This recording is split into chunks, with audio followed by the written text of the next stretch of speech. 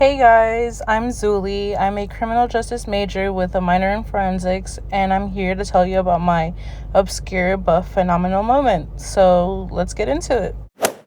So you've heard about shows like Grey's Anatomy, Bridgerton, and Scandal. And for those who grew up in the early 2000s, The Princess Diaries 2, Royal Engagement. If you didn't know, the face behind those, the screenwriter, producer, and author, was Shonda Rhimes. She grew up in Chicago, wanting to be a novelist, graduated from Dartmouth in 1991, later attended a film school at the University of South California, has won Golden Globes, and nominated for 4 Emmys. So if you heard of those, you probably also have heard about How to Get Away with Murder, the 2001 movie Lift, or even the popular Netflix thriller series You.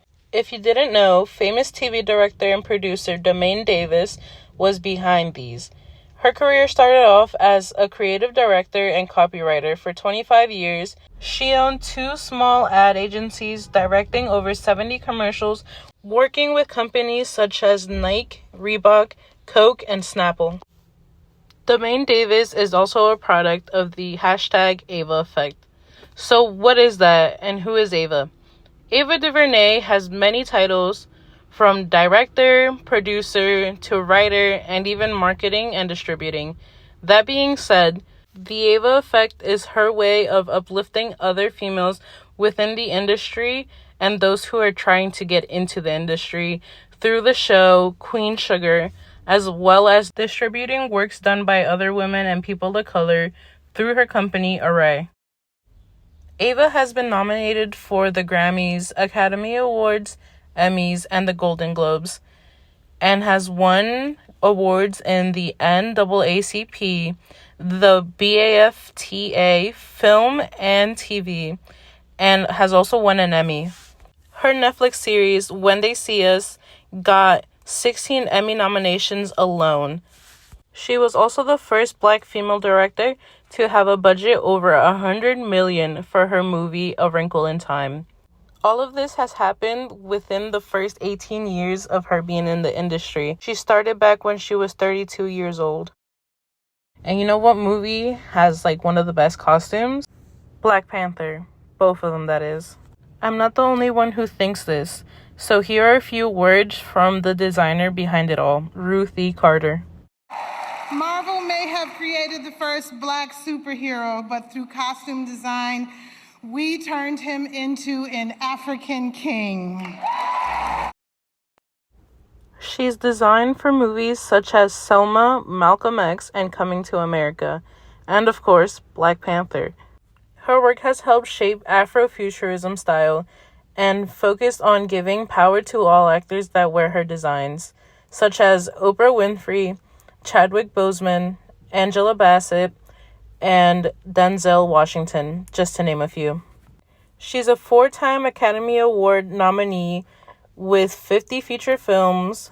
Carter is also the first Black woman to win 2 Oscars and the first Black woman to win an Oscar for costume design.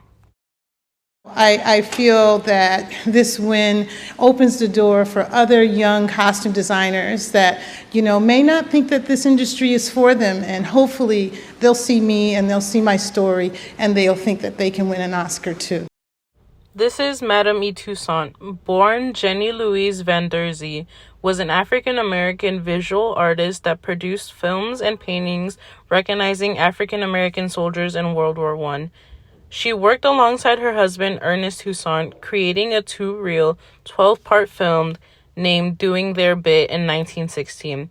She also opened an art school, photographic studio, and a company where they published a book named A Pictorial History of the Negro in the Great War, which pictured the Harlem Hellfighters. So this is Tressie Souders. She is another Black woman in the silent film industry. She was declared the first African-American female director by Kansas City, Missouri. She directed, produced, and wrote her only film, A Woman's Error.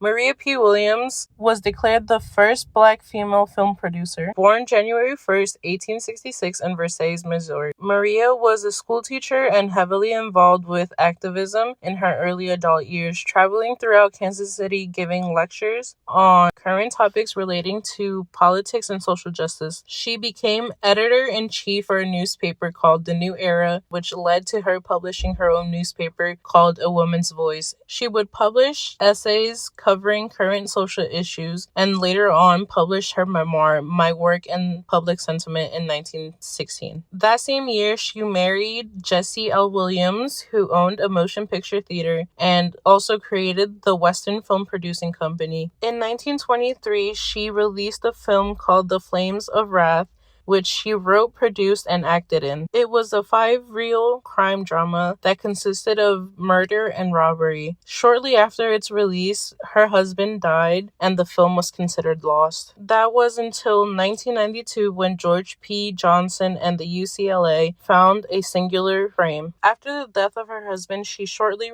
married another man and lived what I assume is a normal life until January 3rd, 1932. Maria was lured out of her home by a stranger in need and was shot to death several miles away from her home. The killers were never found, and the case remained unsolved.